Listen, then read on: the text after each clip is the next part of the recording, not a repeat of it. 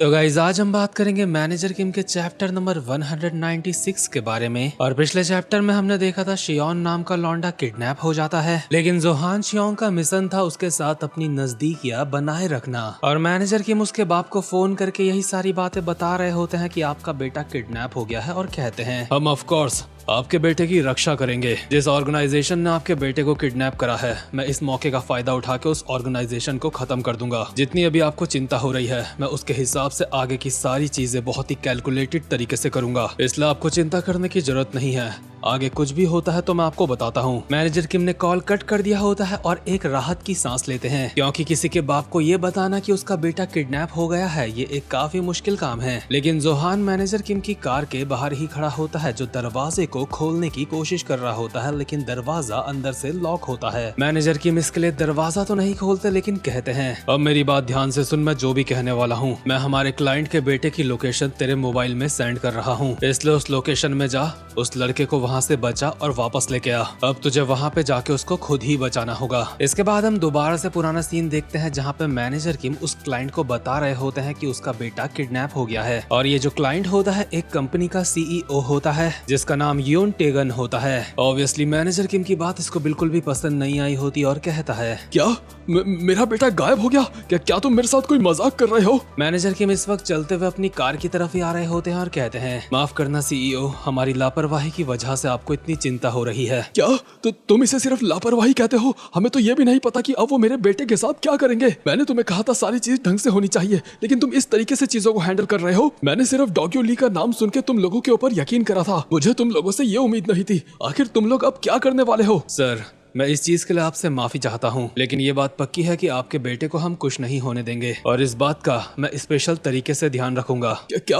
लेकिन तुम करने क्या वाले हो? मैंने पहले ही सारी चीजों का मुआयना कर लिया है। क्या? लेकिन इसका क्या मतलब हुआ? मैंने आपके बेटे के ऊपर जीपीएस ट्रैकर और एक वॉइस रिकॉर्डर लगा दिया है, और उसी के बेस में मैं ये कह सकता हूँ कि उन लोगों ने आपके बेटे को कोई बड़ा नुकसान नहीं पहुँचाया है। हम अभी आपके बेटे की एग्जैक्ट लोकेशन को ट्रैक कर रहे हैं और हमारी रिकवरी टीम भी निकल चुकी है उसको बचाने के लिए। मैं इस बात का पूरा ध्यान रखूंगा कि आपका बेटा सही सलामत वापस आ जाए। और इस वक्त तक जोहान भागता हुआ उस लौंडे को ढूंढ रहा होता है, लेकिन अब तक किडनैपर्स शियोन को लेके जा चुके होते हैं। वहीं दूसरी तरफ लड़के का बाप मैनेजर किम को बोल रहा होता है चाहे जो भी हो, तुम्हें नहीं लगता कि ये सब कुछ होना ही नहीं चाहिए था? मैनेजर किम अपनी कार में आ चुके होते हैं और कहते हैं इसके लिए मैं सच में आपसे माफी मांगना चाहता हूँ और आपका भरोसा वापस से जीतने के लिए मैं हर जरूरी कदम उठाने के लिए तैयार हूँ। आप चिंता मत करो, आपके बेटे को कुछ नहीं होगा। आखिर तुम बोलना क्या चाहते हो? मैंने जो कहा मैं बिल्कुल वही कहना चाहता हूँ, क्योंकि मैंने भी बिल्कुल वही चीज फील करी है जो अभी आप कर रहे हो, इसलिए मैं अपने क्लाइंट की फीलिंग को अच्छी तरीके से समझता हूँ। आप चाहते हो मैं उन लोगों को ढूंढ के उन्हें जड़ से उखाड़ दूं, मैंने सही कहा ना? और इतने में जोहान भी मैनेजर किम की कार के बगल में आ चुका होता है और ऑब्वियसली मैनेजर किम ने कॉल अब तक कट कर दिया होता है और जोहान को कहते हैं जोहान, क्योंकि ये गड़बड़ तेरी वजह से हुई है, इसलिए इसकी जिम्मेदारी भी तुझे लेनी होगी। लेकिन आपको पता है जोहान हमेशा से ही एटीट्यूड में रहा है, वो कभी किसी की सुनता नहीं, इसलिए मैनेजर किम को कहता है अच्छा, और अगर मैं ये काम ना करना चाहूँ तो? अगर मैं ये काम करने से मना कर दूं तो तुम क्या करने वाले हो? जोहान, अगर तुमने इस मिशन को अच्छे से पूरा करा तो मैं तुम्हारी मदद करने के लिए तैयार हूँ। मैं तुम्हारी मदद करूंगा व्हाइट टाइगर जॉब सेंटर में तुम्हारा रेजिग्नेशन पास करवाने में। तुमने शायद ये नोटिस तो कर ही लिया होगा, लेकिन उसके बावजूद भी तुम्हें बता दूं, एक बार अगर तुम डायरेक्टर को पसंद आ गए तो तुम वहां से भाग नहीं पाओगे। डायरेक्टर हर उस मुमकिन कोशिश को पकड़ लेंगे जो तुम्हें व्हाइट टाइगर जॉब सेंटर में रुकने के लिए मजबूर कर देगी, और मैं इस बात का ध्यान रखूंगा कि तुम्हारे साथ ऐसा कुछ भी ना हो। इसलिए कम से कम तुम्हें अभी जो काम दिया है उसे अच्छी तरीके से पूरा करो। मैंने लोकेशन तुम्हारे मोबाइल में सेंड कर दी है। वैसे ये करना मुश्किल है, लेकिन जब तुम व्हाइट टाइगर जॉब सेंटर छोड़ के जाओगे तो मैं इस बात का ध्यान रखूंगा कि डायरेक्टर तुम्हें प्यार से विदा करके कुछ मीट वीट खिला के भेजेंगे। ठीक है, अब अपना काम शुरू कर दो। इसके बाद सीन शिफ्ट होता है और हम देखते हैं एक दूसरे बंदे को जो दूसरी कंपनी का होता है जिसने शियोन को किडनैप करा है। इसका नाम होता है बोंग योंग हो, जो कि हेड ऑफ एजुकेशन होता है अपनी कंपनी का। ये बंदा अपने सामने वाले बंदे को हैरान होके कहता है क्या ये क्या बक रहे हो हरामखोर? एक बार फिर से कहना। तुमने कहा कार के अंदर कुछ है, लेकिन क्या और कहाँ पे? जो बंदा शियोन को किडनैप करके यहाँ पे लाया होता है कहता है क्या तूने सुना नहीं, मैं शियोन यून को यहाँ पे लेके आ चुका हूँ, लेकिन मुझे अभी पता चला है कि उसके ऊपर ट्रैकर लगा हुआ है, और ये जो ट्रैकर है ये किसी आम इंसान के पास होना बहुत ही मुश्किल बात है। इसका साफ साफ मतलब ये बनता है कि इस मामले में कोई प्रोफेशनल भी इन्वॉल्व है। और ये जो बंदा होता है इसका नाम होता है जियोंग टेयुन, जो कि बी कंपनी जिसने शियोन को किडनैप करा है उसका हेड ऑफ स्ट्रेटजी होता है और हेड ऑफ एजुकेशन को बोलता है अब मेरे सामने से हट जा, मुझे ये सारी बातें चेयरमैन को बतानी है जल्दी से। लेकिन head of education Bong Yong हो इसको आगे जाने नहीं दे रहा होता और कहता है माफ करना लेकिन चेयरमैन इस वक्त बिजी हैं, तुम अंदर नहीं जा सकते, इसलिए दोबारा से 1 घंटे बाद वापस आना, तब तक चेयरमैन फ्री हो जाएंगे। और जो चेयरमैन होता है अंदर 2 चापड़ लेके बैठा होता है जिससे ना जाने वो किसी की कटाई कर रहा होता है। लेकिन हेड ऑफ स्ट्रेटजी अब भी हेड ऑफ एजुकेशन को बोल रहा होता है मुझे जरूरी काम है, मुझे जाने दे, ये बहुत जरूरी है। लेकिन हेड ऑफ एजुकेशन कहता है नहीं, मैं ऐसा नहीं कर सकता, तो चेयरमैन की पर्सनैलिटी को अच्छी तरीके से जानता है ना, इससे कोई फर्क नहीं पड़ता, चाहे तो कितना भी बोल ले, मैं तुझे अंदर नहीं। हेड ऑफ स्ट्रेटजी के पास कोई रास्ता नहीं होता इसलिए वो इसके ऊपर तलवार चला देता है, लेकिन तलवार के 2 फास्ट हमलों से भी बोंग योंग हो बच जाता है और वो भी बहुत ही आराम से। इसके बाद जियोंग टेयुन कहता है योंग हो, मैं मजाक के बिल्कुल भी मूड में नहीं हूँ, हमें अपना काम प्रोफेशनल्स की तरह करना चाहिए। जल्दी से उस लौंडे को चेयरमैन के पास लेके जा।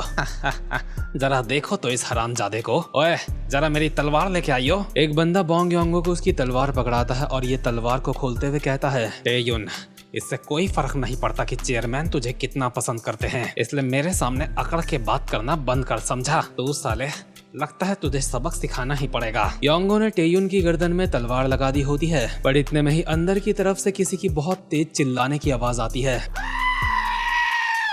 और हम देखते हैं अंदर का सीन जहाँ पे कटा हुआ एक हाथ पड़ा होता है और ऑब्वियसली जिस बंदे की अभी कटाई हुई है उसी की चीखने की आवाज हमें सुनाई दी थी। ये हाथ बी कंपनी के चेयरमैन ने ही काटा होता है और कहता है एक बार दोबारा से बोलियो, तूने क्या कहा? तू क्या बोल रहा है? तू कोरिया क्यों आया है? अभी जमीन में पड़ा होता है फुजिमोरी दोकुतारो। इस बंदे को हमने पहले भी देखा है, ये जापान का एक बहुत ही फेमस गैंगस्टर है और इसकी जापान में अच्छी खासी पकड़ है, लेकिन इसको यामाजाकी से कंपेयर करने की गलती मत करना। दोकुतारो चेयरमैन को हाथ कटने के बाद कहता है तेरी तो जोशोन जिन, मैंने तुझे बताया ना, मेरी यहाँ पे आने की और कोई भी वजह नहीं है, मैं यहाँ पे लीड डॉग्यो की वजह से आया हूँ, मुझे उस इंसान से बदला लेना है। और ऑब्वियसली आप लोगों को बताने की जरूरत नहीं पड़नी चाहिए कि लीड डॉग्यो ही टॉम ली है, इसलिए टॉम का नाम सुन के ये चेयरमैन अपनी जगह पे उठता है और कहता है लीड डॉग्यो, तेरा मतलब उस भिखारियों के राजा डॉग्यो ली से है? हाँ, मैं फिस्ट गैंग के डॉग्यो ली की बात कर रहा हूँ। उस बंदे ने और उसकी गैंग ने मेरे लोगों के साथ पंगे लिए थे, इसलिए हम सब डॉग्यूली से बदला लेने के लिए काफी लंबे समय से तैयारी कर रहे हैं। दरअसल आप जो स्क्रीन में टकला देख रहे हैं ये दोकुतारो का खास बंदा था जिसको व्हाइट टाइगर जॉब सेंटर वालों ने निपटा दिया था, लेकिन दोकुतारो चेयरमैन को इसके आगे कुछ और बोल पाता। चेयरमैन ने दोकुतारो के सर पे ऐसे चापड़ चला दिया होता है जैसे वो किसी को 70 वाला नारियल पानी का नारियल काट के दे रहा हो, यानी कि दोकुतारो का नारियल कट चुका है और इतना बड़ा गैंगस्टर किसी कीड़े की मौत मर चुका है। इतने में ही चेयरमैन के साथ के दोनों बंदे भागते हुए अंदर आते हैं और कहते हैं चेयरमैन आप ठीक तो हो ना? चेयरमैन कहता है वो साले याकुजा के हरामजादे, मैं सोच ही रहा था कि अब तक वो कोरिया में कर क्या रहे हैं। इसने क्या कहा था? वो साले किसको मारने के लिए यहाँ पे आए हैं? इसकी बात सुन के तो मुझे बिल्कुल भी हंसी नहीं आई, क्योंकि डॉग्यू ली उसको तो मैं अपने हाथों से मारूंगा। उसका सिर्फ नाम सुन के ही मुझे ऐसा लग रहा है मेरी उससे मुलाकात जल्दी होने वाली है। और अभी हमें फाइनली बी कंपनी के चेयरमैन का नाम बताया जाता है जो कि है ली वॉन डो। और यार सच में ये बंदा काफी ज्यादा बेरहम है। इसके बाद सीन शिफ्ट होता है और हम देखते हैं मैनेजर किम टॉम ली को बताते हैं कि टारगेट चोरी हो चुका है, यानी कि किडनैप हो चुका है। मैनेजर किम की बात सुन के टॉम कहता है क्या तुमने क्या कहा? मेरा टारगेट चोरी हो चुका है? जी सर, मुझे माफ करना, ये मेरी गलती है। ऑफ कोर्स ये तुम्हारी ही गलती है मैनेजर किम। क्या तुम मेरे साथ कोई मजाक कर रहे हो? सैलरी कट, इसकी सैलरी काट दो। क्या तुम इस तरीके से काम करने वाले हो? मैं इस चीज के लिए माफी मांग रहा हूँ। मैंने यहाँ पे कोई बहाने बनाने के लिए फोन नहीं करा है, लेकिन मैं एक बात कहना चाहता हूँ। मैं चाहता हूँ आप जोहान के बारे में एक बार फिर से सोचें। भले ही जोहान काफी ज्यादा चालाक और टैलेंटेड बंदा है, लेकिन हमारी जैसी ऑर्गेनाइजेशन के लिए वो बंदा सही नहीं है। मुझे लगता है उसके होने से सिर्फ चीजें खराब ही होंगी हमारे लिए, और क्योंकि चीजें सच में खराब हो ही चुकी हैं, इसलिए मैं इस मिशन में अपना बेस्ट दूंगा। लेकिन मैं सच बोल रहा हूँ, जोहान से ज्यादा कुछ एक्सपेक्ट करना हमारे लिए सही नहीं है। तुम्हें अच्छी तरीके से पता है उस तरीके के जीनियस कैसे होते हैं, तुम्हें पता होना चाहिए। क्या उस जोहान ने ही सारी की सारी दिक्कतें खड़ी करी हैं?